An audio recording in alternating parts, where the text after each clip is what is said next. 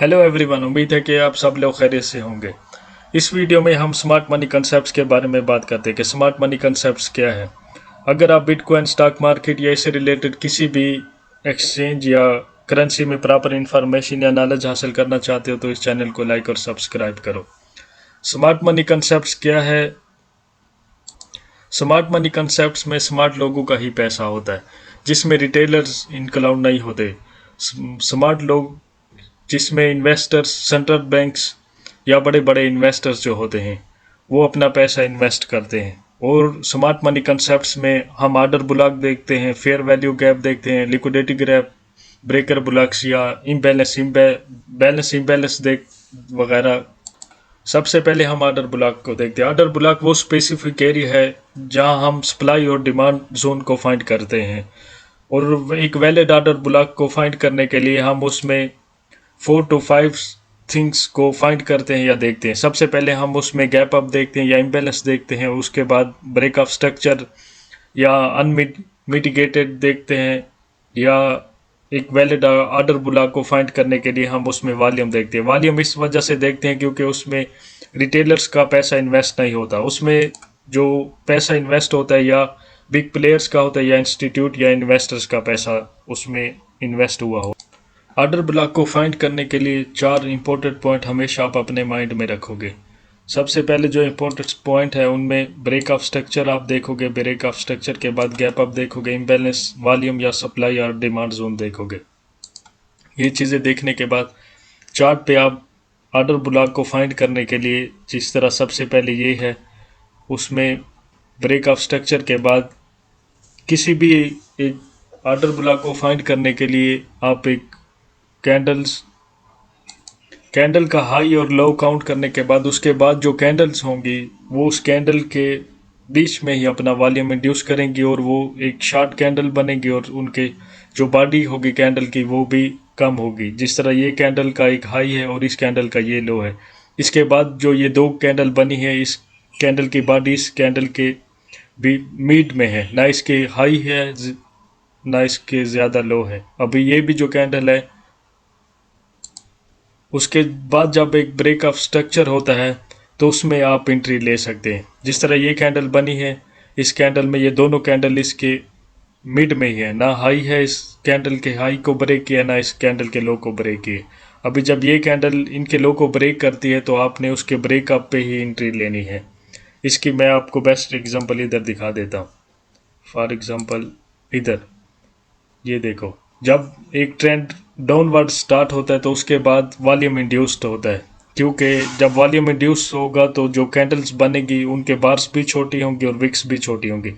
अभी आप इस कैंडल के हाई और लो को अगर काउंट करते हो तो उसके बाद जो 3 या 4 कैंडल बनी है वो इस कैंडल के मिड में ही बनी है, ना इसका हाई ब्रेक किया ना ही इसका लो ब्रेक किया। उसके लिए आप वेट करोगे। अगर ये इसका हाई ब्रेक करती तो हम एक अपवर्ड अपनी पोजीशन ओपन करते या लॉन्ग की पोजीशन ओपन करते। अभी जिस तरह इसने नीचे की तरफ ब्रेकआउट किया है तो हम एक डाउनवर्ड पोजीशन ओपन करेंगे, क्योंकि आप सबसे पहले एंट्री लेने के लिए मार्केट की डायरेक्शन को देखेंगे। क्योंकि ये मार्केट का डाउन ट्रेंड शो हो रहा था तो उसके बाद एक इधर वॉल्यूम इंड्यूस्ड हुआ और एक ऑर्डर ब्लॉक बना, और ऑर्डर ब्लॉक बनने के बाद आप देखोगे जो ही इस कैंडल ने इसको ब्रेक किया है तो हम इधर एक अपनी एंट्री की पोजीशन ले सकते थे। अभी जिस तरह करंटली आप एक ऑर्डर ब्लॉक को हमेशा 4 आवर, 1 आवर या 15 मिनट के टाइम फ्रेम पे फाइंड करोगे। जिस तरह मैंने 4 आवर टाइम फ्रेम निकाला हुआ है तो इस पे आप देखो ये जो एरिया नज़र आ रहा है तो ये हमें मिनिमम एक कैंडल के बाद जो वॉल्यूम इंड्यूस्ड होगा उसमें 2 या 3 कैंडल एग्जीक्यूट हो। फॉर एग्जांपल इस तरह ये एक बुलिश सिनेरियो और ये एक बेरिश सिनेरियो है। ये जिस तरह डाउनवर्ड ट्रेंड था उसके बाद वॉल्यूम इधर इंड्यूस्ड होता है और इंड्यूस्ड होने के बाद जो 3 या 4 कैंडल बनती हैं इन कैंडल के हाई और लो को ब्रेक नहीं करती, और उसके बाद देखो जो ही ब्रेक होता है तो डाउनवर्ड ट्रेंड स्टार्ट होता है। ये बेरिश सिनेरियो के लिए refers to pattern when price experience a temporary pause with at least 4 candles, minimum 2 या 3 भी हो तो तब भी एक आप वैलिड ऑर्डर ब्लॉक को मान के या फाइंड करके उसमें एंट्री ले सकते हो। ये बेरिश सिनेरियो के लिए देखो 4 कैंडल्स आप इनको कलेक्ट कर सकते हो और इधर जो है आप बुलिश सिनेरियो के लिए भी देखो, एक अप ट्रेंड स्टार्ट होता है और उसके बाद अकोमुलेशन होती है, कंसोलिडेशन होती है। उस कंसोलिडेशन या अकोमुलेशन में आप 3 या 4 कैंडल्स को देखोगे, फाइंड करोगे, और उसके बाद जब अपवर्ड ब्रेकआउट होगा या डाउनवर्ड होगा तो आप उसमें एंट्री लोगे। सबसे पहले एक आप आर्डर ब्लॉक को फाइंड करते हो, जिस तरह ये एक आर्डर ब्लॉक फाइंड किया मैंने अभी बुलिश सिनेरियो के लिए, ये एक आर्डर ब्लॉक था। आर्डर ब्लॉक को फाइंड करने के बाद आप उसमें ब्रेक ऑफ स्ट्रक्चर का वेट करोगे। जिस तरह ये 2 कैंडल का वॉल्यूम इंड्यूस्ड हुआ और उसके बाद जब ये कैंडल का लो ब्रेक हुआ और उसके बाद आप देखो इस कैंडल का लो को आप काउंट करो और इस कैंडल के हाई को आप लो करो। इनके मिड में कोई भी आपको कैंडल नज़र नहीं आ रही, तो इसको हम गैप अप या इम्बैलेंस या इनसफिशेंसी काउंट करते हैं। इसका ये ब्रेक ऑफ स्ट्रक्चर हुआ और उसके बाद हम बैलेंस और इम्बैलेंस देखते हैं। ये 2 चीज़ें देखने के बाद हम आर्डर ब्लॉक में अपने उसके रिटेस्ट पे या जो ही ब्रेक ऑफ स्ट्रक्चर होता है तो हम उस पे एंट्री लेते हैं। और उसके बाद देखो अगर किसी ने इधर 62,600 या 700 पे एंट्री लिया तो उसका जो नेक्स्ट आर्डर ब्लॉक नज़र आ रहा है हमें कि मार्केट यहाँ आके थोड़ा स्टे कर सकती है या इधर से एक अच्छा पुल बैक ले सकती है, तो वो जो एरिया आ रहा है वो ये वाला आ रही है।